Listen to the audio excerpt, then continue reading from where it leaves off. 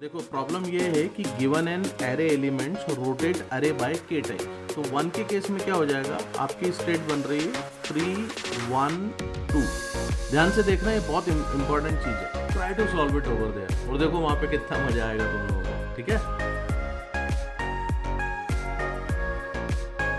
Hi everyone. So I hope यार आप लोगों ने लास्ट जो अपन ने वीडियो देखा हुआ था ना, जिसमें हमने टू सम अप्रोच के बारे में बात किया हुआ था, और ये मैंने आपको बताया हुआ है कि यार लीड कोड का एक प्रॉब्लम है जो कि इंटरव्यूज में कॉमनली पूछा जाता है।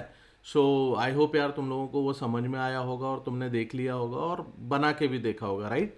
चलो अब अपन एक काम करते हैं, इस पर्टिकुलर वीडियो में यार एक और लीड कोड की प्रॉब्लम पकड़ते हैं और इसको हम लोग देखते हैं कि यार इसको कैसे सॉल्व किया जाएगा। तो इसको एक बार आप पहले ध्यान से देखो, समझो कि यार प्रॉब्लम क्या है, फिर अब मैं इसका सॉल्यूशन मैं आपको बताता हूँ। ठीक है, देखो प्रॉब्लम ये है कि given an array elements rotate अरे बाय के टाइम्स। सिंपल सी एक प्रॉब्लम है। ठीक है, अब ये प्रॉब्लम में क्या बोला जा रहा है कि जैसे एक एग्जांपल के तौर पे दे दिया कि यार मेरे को एक एरे ऑफ 7, मतलब 7 का एक एरे है जिसके अंदर ये कुछ वैल्यूज हैं। अब ये बोला जा रहा है कि k की कोई एक वैल्यू आपको दी, जैसे k इज इक्वल टू 1 दिया। इसका मतलब ये है कि यार आपको इस एरे को रोटेट करना है 1 टाइम।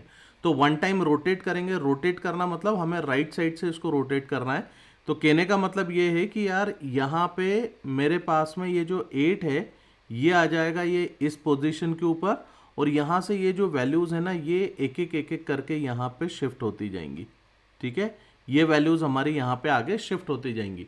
ये मेरे को रोटेशन का मतलब है। तो यहाँ पे से देखिए आप, यहाँ पे मैंने लिख दिया कि यार 8 मैंने आगे लेके आ गया, तो ये 8 हो गया। This is 3 -2 then 1 then 4 then 6 and then 9। ठीक है, तो एक बार देख लेते हैं। 0 1 2 3 4 5 6, ये आपके इंडेक्सेस हैं। सो 0 1 2 3 4 5 6 करेक्ट है। तो यहाँ पे मेरे पास में जो एरे बनेगा गाइज, वो एरे मेरा इस तरीके से बन जाएगा। अगर के की वैल्यू अपने को 1 दिया या 1 रोटेशन मैंने बोला, तो अगर मैं 2 टाइम्स रोटेशन करता हूँ इसका मतलब मेरे पास में वैल्यू क्या बन जाएगी, ये हो जाएगा 9 8 3 -2 1 4 6। समझ में आया, मतलब 9 को तो अपन ने आगे लेके आ गए। तो ये पर्टिकुलर आपकी स्टेट बन रही है इस एरे की। इसी तरीके से k इज इक्वल टू 3 के केस में मैं बोलता हूँ तो मैं 6 आगे लेके जाऊंगा, तो 6 9 8 3 -2 1 4। ठीक है, ये आपके पास में एक बेसिकली एरे बन रहा है। तो इसके अंदर तुम कुछ ऑब्जर्व कर पा रहे हो यार, इसको समझ में आ रहा है कि ये क्या चीज़ है, कैसे होगा ये, है ना। चलो मैं इसमें कुछ चीज़ें आपको बताता हूँ। थोड़ा सा ये थोड़ा एक बड़ा एरे है, तो हो सकता है कि तुम्हारा ऑब्जर्वेशन इस पर उतना स्ट्रांग नहीं चल पा रहा हो, नहीं काम कर पा रहा हो। एक छोटी वैल्यू लेते हैं और उसको समझने की कोशिश करते हैं। तुम ऐसा एज्यूम कर लो, अज्यूम AR ऑफ 3, है ना। AR ऑफ 3 बोला, और देखो यहां से मैंने बोल दिया 1 2 3। समझे। अब आप मेरे को एक बात बताओ, मैं अगर ये बोलता हूं कि अगर मैंने ये बोल दिया कि k इज इक्वल टू 3 है ना, मतलब मेरे को रोटेशन जो है वो 3 टाइम्स करना है। सो अगर मैं ये बोलता हूं कि यार 3 टाइम्स अगर मैं इसका रोटेशन करता हूं तो इसकी स्टेट क्या होगी, ये जो पर्टिकुलर एरे है ये किस स्टेट में आएगा। तो देखो ये जो स्टेट बनेगी ना आपकी, ये अगेन आपको 1 2 3 बन जाएगी। आप इसको एक बार करके देखो, जो मैंने आपको ऊपर समझाया हुआ है उसको आप करके देखो, तो आपको समझ में आ जाएगा कि यार this is what the state is. मतलब मैं इसको 3 टाइम्स रोटेट करूंगा तो मेरे को सेम वही स्टेट आ जाएगी जो मेरे पास में इनिशियल स्टेट थी, राइट। अब देखो यहाँ पे अगर मैं आपसे ये बोलता हूँ कि अगर मैं इसको 6 टाइम रोटेट करता हूँ, तो 6 टाइम रोटेट करने के बाद में इसकी क्या स्टेट बनेगी, तब भी मेरे भाई इसकी स्टेट यही बनने वाली है 1 2 3। तुम एक बार टेस्ट करके देखो, है ना। तब यहाँ पे से तुमको ये समझ में आएगा कि यार what I am talking about basically. तो यहाँ पे कुछ एक ऑब्जर्वेशन है जिसके बेसिस पे अपन बेसिकली बात करना चाहते हैं। सो ऑब्जर्वेशन, अब देखो यहाँ पे मैं क्या बताना चाहता हूँ उसको समझने की कोशिश करो। ठीक है, देखो यहाँ पे मैं ये बोल रहा हूँ कि ऑल मल्टीपल्स ऑफ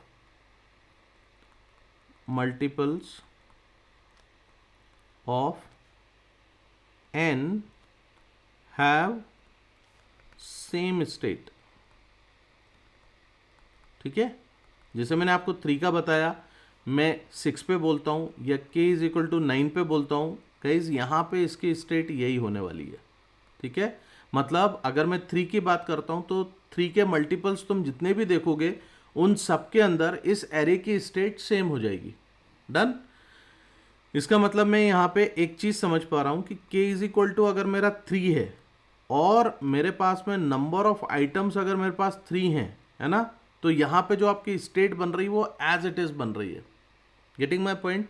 तो यहाँ पे से देखो एक चीज़ समझने की कोशिश करो आप। अगर मैं आपको ये चीज़ बोलूँ कि k is equal to k mod n, अभी अभी एक बार देख लो, then you will get what I am talking about. अभी सिर्फ इसको समझने की कोशिश करो। तो देखो यहाँ पे मेरे पास में k की वैल्यू है 3 एंड मॉड 3, तो ये आपको दे देगा 0। डन। अब यहाँ पे से अगली एक चीज़ समझते हैं कि अगर मैं k इज इक्वल टू 6 लेता हूँ तो इसके केस में क्या हो जाएगा, 6 मॉड 3 इज इक्वल टू, ये भी आपको 0 मिल रहा है। अगर मैं k इज इक्वल टू 9 लेता हूँ तो ये हो जाएगा 9 मॉड 3, ये भी आपको 0 मिल जाएगा। Are you getting this particular thing guys. इसका मतलब ये हुआ कि अगर मैं ये बोल रहा हूँ कि यार 0th पोजीशन पे जो मेरे पास में स्टेट थी, सेम टू सेम वही स्टेट आपकी यहाँ पे हर बार बनती हुई चल रही है, ये 0th स्टेट हमारी बन रही है, राइट। सो इसका कहने का मतलब ये है कि it means we don't have to iterate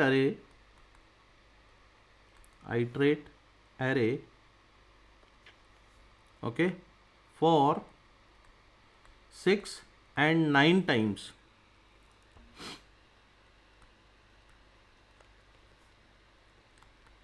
It will have same state as 3, ठीक है। अब देखो इतना जो हम लोगों ने किया हुआ है, इसके बेसिस पे मैं आपको कुछ एक चीज़ बता रहा हूँ। यहाँ पे थोड़ा सा एक बार ध्यान से देखना, then you will be getting lot of other things as well, है ना। अब मैं अगर आपको ये बोलूँ कि k इज इक्वल टू अगर मेरा 0 है तो उस केस में मेरे पास में जो इनिशियल स्टेट थी दैट इज़ 1 2 3, है ना। k इज इक्वल टू 1 अगर हो जाएगा, k इज इक्वल टू 1 होता है तो 1 के केस में क्या हो जाएगा, आपकी स्टेट बन रही है 3 1 2। ध्यान से देखना, ये बहुत इंपॉर्टेंट चीज़ है। अब अगर मैं बोलता हूँ k इज इक्वल टू 2 है मेरे पास, तो मेरी स्टेट क्या बनेगी, 2 3 1, सही है। k इज इक्वल टू 3 के केस में यहाँ पे से देखो ये हो जाएगा 1 2 3। डन। अब यहाँ पे देखो, यहाँ से तुम्हारे को बत्ती जलना शुरू हो जाएगी, है ना। देखो मैं बोलता हूँ k इज इक्वल टू 4 अगर मैं लेता हूँ, अगर मैं 4 रोटेशंस करता हूँ तो 4 रोटेशंस में मेरे को ये बताओ, अगर ये 1 2 3 है तो 4th रोटेशन पे क्या हो जाएगा, ये हो जाएगा 3 1 2। ध्यान से देखना, ये देखो और ये देखो। नेक्स्ट देखो k इज इक्वल टू 5 में अगर करता हूँ देन 2 3 1, ठीक है। k इज इक्वल टू 6 किया, देन यहाँ पे देखो 1 2 3। कुछ समझ में आया, क्या कर रहा हूँ मैं। एक बार और करते हैं, है ना। k इज इक्वल टू 7 कर लो, तो यहाँ पे से देखो again 3 1 2। k is equal to 8 किया तो ये हो गया 2 3 1 and k is equal to 9 अगर मैं कर देता हूँ सो अगेन 1 2 3। तो जो मैं मल्टीपल की मैंने बात करी हुई थी गाइस, ये देखो मल्टीपल के केस में 3 के केस में, 6 के केस में और 9 के केस में तुम्हारे को सेम स्टेट मिल रही है। इसी तरीके से अगर तुम 2 में देखते हो तो 2 5 और 8 के केस में भी तुम्हारे को सेम स्टेट मिल रही है। 1 का देखते हो तो 1 4 7 के केस में भी तुम्हारे को सेम स्टेट मिल रही है। तो तुम देखो यहाँ पे डिफरेंस में क्या है, कितने डिफरेंस में तुम यहाँ पे पहुंच रहे हो। तो यहाँ से देखो 1 + 3, है ना, समझना कुछ, 1 + 3, ये +3 किया तो तुम इस स्टेट में हो, यहाँ से +3 किया तो तुम इस स्टेट में हो, समझ रहे हो। यहाँ से देखो 2 + 3 आ रहा है समझ में, हम इस स्टेट में प्लस, यहाँ से मैं +3 कर रहा हूँ, देखो यहाँ पे इस स्टेट में हो, यहाँ से 3 प्लस किया तो इस स्टेट में है, यहाँ से +3 किया तो इस स्टेट में है। ये बहुत बहुत ज़बरदस्त चीज़ है गाइस, इसको समझने की कोशिश करना, क्योंकि ये जो होते हैं ना, ये छोटे छोटे से फंडे हैं गाइस, जिसको आप अगर एक बार समझ जाओगे ना अच्छे से, तो you will be able to get the things like this. ठीक है, चलो अब इसमें कुछ और चीज़ें भी मैं तुमको बताता हूँ, जरा ध्यान से देखो। जो मैंने तुमको एक ऊपर एक फॉर्मूला बताया हुआ था, ये वाला k mod n वाला, तो यहाँ पर भी मैं तुम्हारे को कुछ चीज़ बता रहा हूँ, ध्यान से देखो। अगर मैं बोलता हूँ k = 1 है ना, तो अगर मैं बोलता हूँ 1 mod 3, इसकी वैल्यू क्या आएगी? 1। अभी सिर्फ देखते जाओ, धीरे धीरे तुम्हारे को ये फंडा भी क्लियर हो जाएगा। k = 2 अगर होता है तो 2 mod 3 कितना आ गया? 2। k = 3 हुआ तो 3 mod 3 कितना आया? 0। समझे कुछ?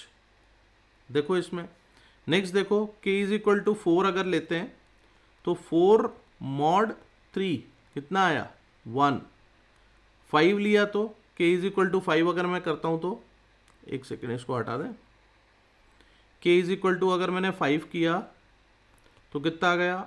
5 mod 3 = 2। k = 6 किया तो 6 mod 3 = 0। कुछ समझ में आ पा रहा है ना? k = 7 करते हैं, 7 mod 3 कितना आएगा? 1। k = 8 किया तो 8 mod 3 = 2, और k = 9 किया तो 9 mod 3 = 0। तो यहाँ पे से तुम ये देखो, यहाँ पे बेसिकली जो है ना फंडा ये है कि गाइज हम ये लोकेशन फाइंड आउट कर रहे हैं, हम पोजीशन देख रहे हैं कि अगर मैं कोई एक नंबर पिक करता हूँ तो उस केस में मेरे को उस नंबर को किस पोजीशन पे लेके आना पड़ेगा। Getting my point? अब देखो, अगर ये अभी भी क्लियर नहीं हो रहा है तो एक छोटा सा एक मैं तुमको बताता हूँ कि यार इसके अंदर बेसिकली मुझे करना क्या है। तुम ऐसा इमेजिन कर लो, अपन एक के रोटेशन ले लेते हैं। ठीक है, के रोटेशन, कुछ भी अपन देखेंगे कि यार के रोटेशन का मतलब क्या है, मतलब नंबर ऑफ रोटेशंस मेरे को देखना है एक एरे के अंदर क्या हो सकता है। अब यहाँ पे मैं एक एरे ले लेता हूँ, ये एक फाइनल वर्जन है गाइस, इसको ध्यान से समझना बिकॉज इट इज़ इंपॉर्टेंट, है ना। अब देखो यहाँ पे मैंने एरे क्या ले लिया, एरे मैंने लिया हुआ है 3 -2 1 4 6 9 एंड 8। इसके लिए मैं इंडेक्स भी लिखना चाहता हूँ यार इसकी, ताकि तुमको इंडेक्स पोजीशन से जल्दी समझ में आ जाएगा क्या काम कर रहे हैं। 2 3 4 5 एंड 6, ये अपनी इंडेक्स पोजीशन है। ठीक है, अब देखो यहाँ पे एक चीज़ समझो, मुझे क्या करना पड़ेगा, मुझे 2 एरे बनाने पड़ेंगे, है ना। एक एरे जो कि ऑलरेडी ये है, तो मैं इसको ये बोल सकता हूँ कि यार old array position, old array position, और एक मेरे पास में न्यू एरे है, तो मैं इसको बोल सकता हूं न्यू एरे पोजीशन। हम सेम एरे के अंदर इसको रोटेट नहीं कर रहे हैं, हम एक नया एरे बना लेंगे और उसके अंदर करेंगे। तो यहां पे से देखो, जो आपके पास में पोजीशन है वो क्या है आपके पास में, दिस इज बेसिकली 0 1 2 3 4 5 एंड 6। ध्यान से देखना क्या होने वाला है ना। अब मैं ये बोलता हूं कि यार के रोटेशन जब मैं कर रहा हूं तो के मतलब मैं के की वैल्यू रख लेता हूं 4, है ना। अब मेरे को ये बताओ कि अगर मैं ये बोलूं कि यार मेरे पास में लेट्स से फॉर एग्जांपल मैंने लिया 3, मैंने यहाँ पे नंबर ले लिया 3। अब मैं ये बोलता हूं कि अगर मेरे पास में 4 रोटेशंस मैंने करे तो 3 की वैल्यू क्या होगी, 3 की नई पोजीशन क्या होगी, 3 किस पोजीशन पे होगा। तो यहाँ पे से देखो आप क्या बताओगे, यहाँ पे से आप ये बोलोगे कि यार 3 मेरे पास में जो है ना ये i + k पोजीशन होगी। मतलब अगर i की वैल्यू आपकी 0 है और k की वैल्यू 4 है, तो आप बेसिकली यहाँ पे पहुँच जाओगे 4th पोजीशन पे। इसका मतलब इस पोजीशन पे 0 1 2 3 4 इस पोजीशन पे यहाँ पे मेरे पास में ये 3 शिफ्ट हो जाएगा, इस जगह पे होगा। आप करके देख लेना, जब आप 4 रोटेशंस करोगे गाइज, तो आपकी जो वैल्यू है ना, नॉट दिस पर्टिकुलर पोजीशन, ये गलत हो गया है, एक सेकंड रुक जाओ। यहाँ पे मेरे पास 4 था, 4 के बाद में यहाँ पे मैंने 6 रखा हुआ था ना, ठीक है। तो मैं यहाँ पे से आपको क्या बोल रहा हूँ कि ये वाली वैल्यू है ना 3, ये जाएगी मेरी इस पोजीशन पे, ये 4th पोजीशन पे जाएगा ये। आप इसको करके देखो तब आपको समझ में आएगा, and then you will get this particular idea. तो देखो मैंने क्या किया है, मैंने i प्लस के किया तो मेरे को एक नई पोजीशन मिल गई जहाँ पे मेरी वैल्यू आ रही है। बट अगर मैं इसमें तुमसे ये बोलूँगा, चलो मैं इसमें थोड़ा एकदम से मैं नहीं बताता हूँ, मैं थोड़ा आगे चल के इसके ऊपर मैं बात करूँगा, then you will get the idea. अब चलो अपन एक काम करते हैं, अपन सेकंड वाली वैल्यू उठाते हैं, अपन ये वाली वैल्यू उठाते हैं ना, 2 उठा लेते हैं। मैंने तुमसे ये बोला कि अगर मैं 2 को पिक करता हूं तो मेरी नई लोकेशन क्या बनेगी, नई पोजीशन क्या बनेगी, ये 2 किस पोजीशन पे जाना चाहिए। तो आपने मेरे को बोला कि इसमें सर अपन एक काम करेंगे, i प्लस के अगेन इसमें करेंगे, तो k की वैल्यू है मेरे पास में 4 और i की वैल्यू है मेरे पास में 1, सो 1 प्लस 4 मतलब 5th पोजीशन पे मेरे को ये चीज़ जानी चाहिए। ये मेरे को 5th पोजीशन पे पहुंचेगा, मतलब ये जो 2 है ये यहाँ से उठ के ही जाएगा इस जगह पे, है ना, सही है। मतलब मैं +4 करूंगा, 1 + 4 तो मेरे को 5th पोजीशन ये मिल जाएगी। अब मेरे को बताओ इसकी पोजीशन क्या होगी। इसी तरीके से ये जो 1 है, ये 1 की पोजीशन क्या होगी। तो आपने अगेन फिर इसमें वही काम किया, i प्लस के, मतलब i की वैल्यू है आपके पास में 2 और k की वैल्यू हो गई 4, मतलब ये पहुंच गई 6 पोजीशन पे, सही है ना। ये 6 पोजीशन पे पहुंचा, मतलब यहाँ पे पहुंच गया। तो अब यहाँ पे से थोड़ा सा ध्यान देना, ये 2 उठ के यहाँ से गया और इस पोजीशन पे चला गया, है ना। अब मैं यहाँ पे से एक अगला वैल्यू लेता हूँ, मैंने लिया 4, राइट। अब तुम मेरे को ये बताओ, अगर मैं 4 को पिक करता हूँ तो मैं अगेन फिर वही बोल रहा हूँ, i प्लस के, ये एक नई पोजीशन हो जाएगी। तो i की वैल्यू मेरे पास में क्या है, i की वैल्यू है मेरे पास में 3 और 4, मतलब ये हो गया 7। अब मेरे को एक बात बताओ, तुम्हारे पास में 7th इंडेक्स है, ये 7th इंडेक्स पे जाएगी, नहीं जा सकता, राइट। तो यहाँ पे हम लोग फॉर्मूला क्या इंप्लीमेंट कर रहे हैं, हम यहाँ पे बोल रहे हैं मॉड n। मॉड n मतलब आपके पास में टोटल कितने नंबर हैं, 7। तो अब आप देखो 7 मॉड 7 अगर आप करोगे ये हो जाएगा 0th इंडेक्स, मतलब आपका ये वाला जो नंबर है गाइस, ये जो 6 है, ये बेसिकली जब आप इसको n रोटेशंस करोगे ना, 4 रोटेशंस कर रहे हो, तो ये यहां से उठ के यहां आएगा। Are you getting my point, ये इस पोजीशन पे जाएगा। नेक्स्ट आप देखो, अगर मैं 4th का लेता हूं, मैं यहां पे से 6 का ले लेता हूं, मैंने यहां पे से 4th पोजीशन, हाँ ठीक है, अपन ये वाली पोजीशन ले लेते हैं। 4 ये जो नंबर है, ये नंबर बेसिकली यहाँ पे चला जाएगा। बट अगर मैं 6 की बात करता हूँ तो देखो 6 कहाँ पे पहुँचेगा, तो ये बेसिकली अगेन मैं बोल रहा हूँ इसको कि यार this is my i plus के मॉड 7 या i प्लस के मॉड n अपन बोल देते हैं। तो ये हो जाएगा आपके पास में 4 + 4 मॉड 7 मतलब 1। तो एक्चुअल में ये हमारे पास में 8th पोजीशन थी, बट मैं 8 मॉड 7 कर रहा हूँ, इसका मतलब ये 1 आ गया। इसका मतलब आपका ये जो 6 है गाइज, ये आपकी फर्स्ट पोजीशन पे होगा यहाँ पे। Are you getting my point. So 4 then 6, right. अब ऐसे ही आप 5th का निकालो, 5th का क्या हो जाएगा, तो ये वाली नंबर को अपन देख रहे हैं, ये अपना ऑलरेडी हो चुका। 9 को देख रहे हैं, तो यहाँ पे से देखो 9 के लिए भी मेरे को क्या होगा, i प्लस के मॉड n, मतलब i की वैल्यू है आपके पास में 5, तो यहाँ पे आपका आ गया 5, है ना। एक सेकंड रुकिए, ठीक है, लीव इट। सो 5 + 4 मॉड 7 मतलब 9 मॉड 7 कितना हो जाएगा, 2, है ना। इसी तरीके से 6 पे जाऊंगा तो मैं अगेन i प्लस के मॉड n मतलब 6 + 4 मॉड 7 मतलब ये 3 मिल जाएगा आपको, 10 मॉड 3, 10 मॉड 7। तो आपको समझ में आ रहा है गाइस कि आप इन पोजीशन से आप इन पोजीशंस पे कैसे आओगे। इज दिस मेकिंग सेंस, है ना। सिंपल सी चीज थी, एक अच्छा ऑब्जर्वेशन, आपको समझ में आया किस तरीके से काम किया जाएगा। तो अब अपन ये देख लेते हैं कि यार इसका प्रोग्राम बनेगा कैसे। यहाँ तक तो तुम्हारा एक लॉजिकल चीज आपकी बिल्ड हो चुकी होगी। अब अपन यहाँ पे से देखते हैं कि प्रोग्राम को बनाना कैसे है। देखो प्रोग्राम बहुत सिंपल है यार, बहुत ही सिंपल है। तो यहाँ पे से अपन एक काम करते हैं, हम लोग एक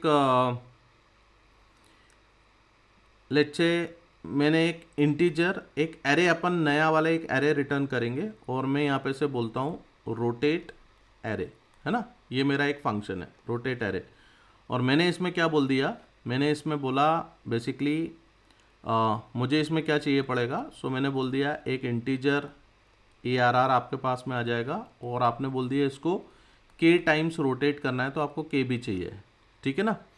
अब देखो यहाँ पे से आपको क्या करना पड़ेगा, आपको बेसिकली एक लेंथ निकालना पड़ेगी। So integer n is equal to, आप ये जो एरे है इसकी आप लेंथ निकाल लो। So length, right. देन आप क्या बोलोगे, आप एक नया एरे बना लोगे। So new array, new array, and what should be the length of this, new int of n, सही है। अब देखो, अब आप यहाँ पे से क्या कर रहे हो, आपने बोला, आपने एक लूप लगाया for i is equal to, यहाँ पे लिख लेते हैं for int i is equal to 0, i less than n, ठीक है, then i plus plus.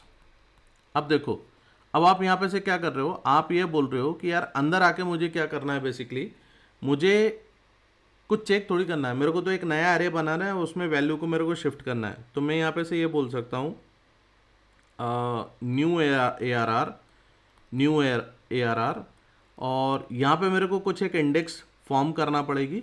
And basically आप क्या करना चाहते हो कि आप बोल रहे हो कि यार जो ARR है ना, उसकी वो वैल्यू बेसिकली उस पर्टिकुलर इंडेक्स पे लेके जाओ। यही काम कर रहे हैं ना अपन, ऊपर पूरा लॉजिकल यही काम किया है।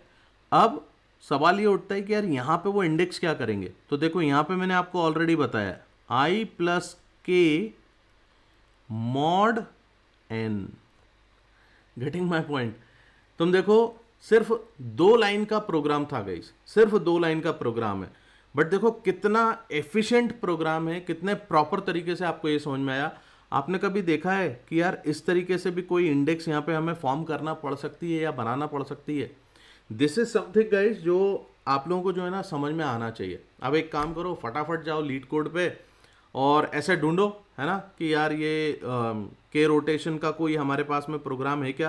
And I am definitely sure ये यहाँ पे हमारे पास में एक के रोटेशन से रिलेटेड प्रोग्राम है।